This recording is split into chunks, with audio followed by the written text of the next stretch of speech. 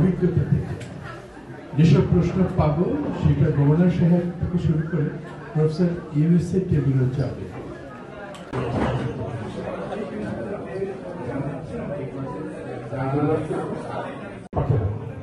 আপনি পাঠাবেন এসব ইনস্টিটিউশন যারা বন্ধ হয়ে যাচ্ছে, প্রোগ্রাম বন্ধ, তাদেরকে সচেতনতামূলক কর্মকাণ্ড করেন, সেটা করেন বাংলাদেশের পত্রিকা।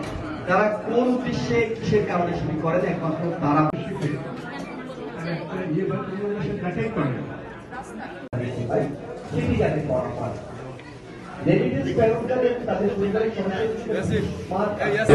পাঠান তার এত ভোগান্তি পান, তাদের কি ভোগান্তি করে আমরা জানার চেষ্টা করেছি বিভিন্নভাবে।